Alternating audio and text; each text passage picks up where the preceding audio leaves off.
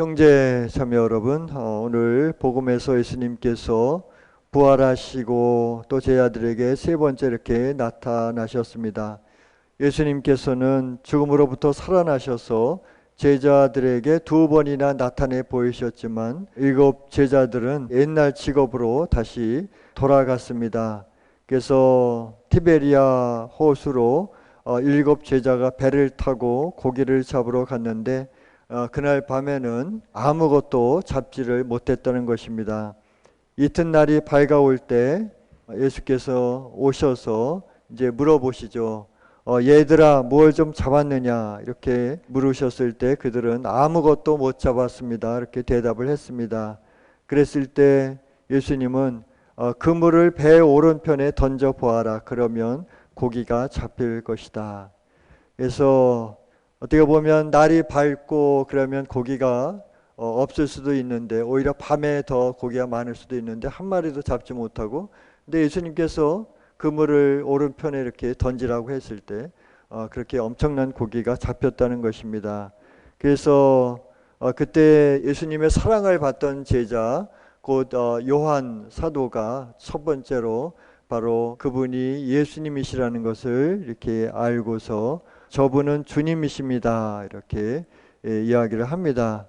그래서 그물 속에는 153마리나 되는 고기가 걸렸는데 153이라는 숫자가 굉장히 상징적인 숫자임을 또 생각하게 되었습니다. 그 아우스팅 성인은 구약의 10계명을 10으로 이렇게 보고 또 성령을 상징하는 7을 더하면 몇이에요? 17일이죠. 그래서 1에서부터 17까지를 이렇게 계속 더해보면 153이 나옵니다. 그리고 또 히브리어 알파벳은 글자마다 숫자 값이 있습니다. 숫자 값이 있는데 하느님의 아들들이라는 이 문장에 글자의 숫자 값을 다 더하면 153이 이렇게 된다고 합니다. 그래서 153이라는 숫자는 하느님의 아들들이라는 뜻의 숫자와 같다고 합니다. 그래서 예수님께서 제자들에게 뭐라고 그러셨어요? 내가 너를 사람 낚는 어부가 되게 하리라 이렇게 하셨는데, 그러므로 고기나 낚지 말고 복음을 전하라는 메시지가 바로 153이라는 그런 숫자라는 것입니다. 이제는 그 옛날에 하던 그런 직업으로 돌아가지 말고 사람 낚는 어부로서 이렇게 살아가라는 그런 부르심이라고 생각하면 되겠습니다. 예수님이 이렇게 여러 차례 나타나셨지만 그들은 유대인들을 여전히 두려워했습니다. 제자들이 다른 그리스도인들과 함께 또 성모님도 함께 계셨잖아요. 그런데 그들이 성령을 받기 전에는 얼마나 두려워했습니까? 그래서 문을 닫아 걸고 벌벌 떨고 있었죠. 그런데 이제 성령을 받고 나서 이제 부활 증인이 됩니다. 그래서 오늘 제일 독서 내용은 베드로와 요한이 사람들을 가르치면서 예수님께서 부활하신 사실을 들어 죽은 사람들이 다시 살아난다고 이렇게 설교를 했고, 또 그 설교로 예수님을 믿게 되었는데 그 수요는 장정만도 5,000명 가량이나 되었다고 이렇게 적고 있습니다. 그렇게 그 많은 사람들이 예수님을 믿었지만 계속해서 박해가 있어 왔죠. 그래서 초대교회 때 수많은 그런 사람들이 순교를 하게 됩니다. 나주에서도 정말 전대미문의 징표와 사랑의 기적을 행해 주시며 사랑의 메시지를 주시는 주님과 성모님을 믿고 전파한다고 했을 때 힘든 것도 사실입니다. 그럼에도 불구하고 주님과 성모님께서 이곳 나주에서 발현하시고 현존하시며 전대미문의 징표들 또 사랑의 기적들을 주시고 사랑의 메시지 말씀을 주시면서 우리에게 천국에 가는 길을, 즉 천국에 갈 수 있는 지름길을 알려주니까 우리는 감사하고 또 감사하지 않을 수 없습니다. 천국 가는 길이 그렇게 편하고 넓은 길이 아니라는 것입니다. 바로 예수님께서 하신 그런 말씀이시죠. 그래서 천국 가기 위해서 우리가 생활의 기도 5대 영성으로 무장하고 실천해야 된다는 것이고, 그렇게 될 때 우리가 지상에서도 기쁨과 사랑과 평화를 누릴 수 있다는 것입니다. 지난 첫토 기도회 때 작은 요원 맘마 줄리아가 말씀하신 내용을 이렇게 묵상해 보면 정말 어떻게 우리가 살아가야 될 것인가 다시 한번 우리를 일깨워 주심을 볼 수 있습니다. 작은 요원은 그렇게 말씀하셨어요. 우리는 자아를 버리고 정말 나주에서 발현하시고 현존하신 주님과 성모님께서 주시는 사랑의 메시지 말씀을 우리가 따라간다면 반드시 천국을 갑니다. 5대 영성만 실천하고 따라간다면 천국에 가는데 저는 무조건 여기 온다 해서 천국 간다고 안 합니다. 나주에서 이치는 5대 영성 우리가 실천한다면 반드시 천국 갈 수 있습니다. 여러분들 조그만 고통에도 엄청 못 견뎌 하잖아요. 그런데 사랑받은 셈치고 봉헌해야 됩니다. 우리가 작은 것에 분심하고 사랑받은 셈치고 봉헌한다는 것이 많은 경우에 쉽지 않음을 우리는 압니다. 그런데 우리가 그렇게 안 돼도 포기해서는 안 된다는 것입니다. 작은 영혼은 어렸을 때부터 죽을 고비를 엄청나게 많이 넘겼는데 33번도 더 죽을 고비를 넘겼다고 그러십니다. 그래서 그런 순간순간마다 주님께서 구해 주셨는데 그 당시는 몰랐다는 거죠. 나중에 바로 주님이시라는 거 이렇게 알게 되셨다고 말씀을 하고 계십니다.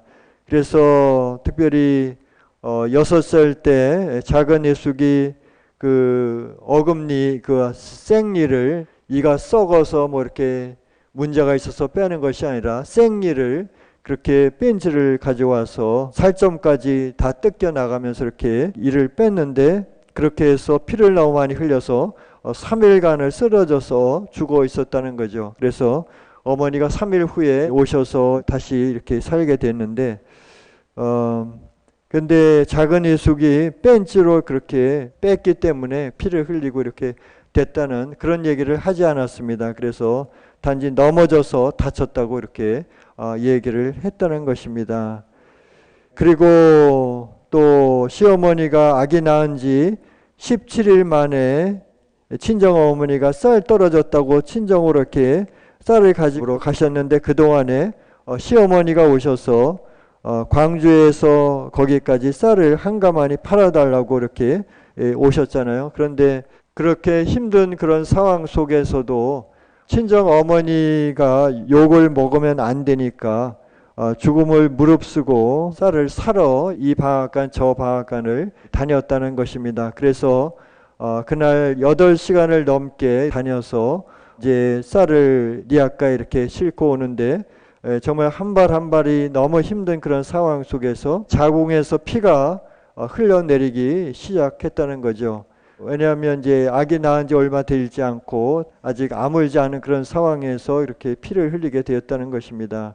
그래서 쌀을 이렇게 사가지고 이제 다시 집에 와서 다시 시어머니를 모시고 쌀 80kg 한가마니를 아기 낳은 지 17일 된 작은 영혼이 그것을 차에다가 버스에다 올려주고 이렇게 다시 돌아오게 되죠.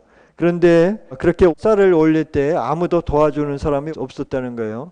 시어머니조차도 도와주지 않았다는 거죠. 그냥 따라오기만 하고. 그래서 그렇게 계속 또 피가 흐르고 그러면은 계속 피를 털어내면서 또 피가 고이면 또 털어내고 이렇게 해서 그렇게 80kg를 들어서 그 차에다가 가서 이렇게 실었다는 것입니다. 그리고 돌아올 때 이렇게 뒤로 넘어지고 머리도 다쳐서 그렇게 이제 쓰러졌었는데 정신을 놓게 되었습니다. 그랬을 때 어떤 할아버지가 막 깨웠다고 그랬죠. 깨워서 자초지정을 이렇게 묻게 되고 나중에 보니까 작은 영혼이 이렇게 비틀비틀 이렇게 하니까 작은 영혼 리어카를 이렇게 태워줘서 집에까지 데려다 주었다는 것입니다. 그런데 집에까지 이제 돌아왔는데 어떻게 됐어요? 그 할아버지가 이렇게 사라져 버렸다는 것입니다. 그분이 바로 하느님이셨다는 거죠.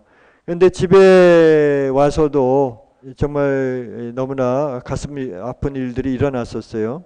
8시간 이상 젖을 먹지 못한 그 아이가 완전히 자지러지게 울고 있었고, 그럼에도 불구하고 작은 영혼은 바로 아기에게 젖을 먹일 수가 없습니다. 왜냐하면 그동안에 그 8시간을 이렇게 니아까를 끌고 다니면서 몸은 춥고 땀은 비 오듯이 이렇게 쏟고, 그래서 온몸이 땀으로 범벅이 되고, 그래서 도저히 아기에게 젖을 먹일 수가 없었는데, 이제 옷을 벗고서 씻으려고 하다가 바로 쓰러져 버렸죠.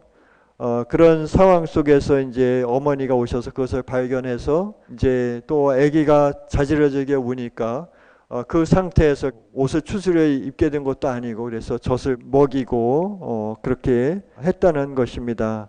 그래서 다시 깨어났는데 그 몸을 씻으면서 그때 생활의 기도로 또 봉헌을 하셨어요. 그래서 그 모든 것도 시어머니의 사랑을 받은 셈치고 씻으면서 시어머니의 모든 것 깨끗이 씻어주시라고 봉헌하고, 또 잘못된 생각도 있을 것이고 나쁜 것 다 씻어 주시라고 이렇게 생활의 기도로 봉헌을 했다는 것입니다.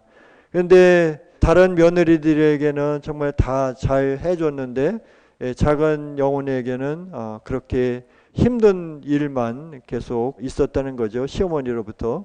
그래서 그것이 바로 하나님께서 주시는 그런 사랑이었다고 이렇게 말씀을 하시고 계십니다. 하나님께서 사랑하지 않으셨으면 어떻게 그렇게까지 하시겠어요? 그래서 제가 시어머니 사랑받은 셈치고 다 죽어가면서도 그렇게 했다는 것입니다. 그렇게 사랑받은 셈치고 봉헌을 했다는 것입니다. 그래서 우리 모두가 그런 마음으로 살자고요 라고 이렇게 말씀을 하셨습니다. 그래서 이 말씀을 정말 묵상하면서 우리가 어떤 상황 속에서도 생활의 기도와 셈치고로 5대 영성으로 봉헌해야 천국에 갈 수 있음을 본보기로 보여주신 것입니다. 우리 모두 오늘 다시 새롭게 시작하도록 합시다. 생활의 기도 또 셈치고 내 탓과 아멘으로 봉헌이 안 된다고 우리는 절대 포기해서는 안 됩니다.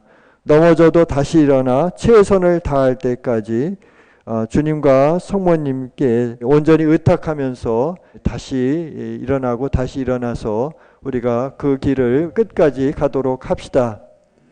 우리가 설령 그렇게 하지 못한다고 하더라도 우리가 겸손한 작은 영혼으로서 우리의 부족함을 주님과 성모님께 말씀드리고 또 우리 자신을 내어놓을 때 주님께서는 또 성모님께서는 우리가 못하는 것까지도 해 주시리라고 믿습니다. 그래서 우리가 참으로 부활의 삶을 살도록 합시다. 아멘.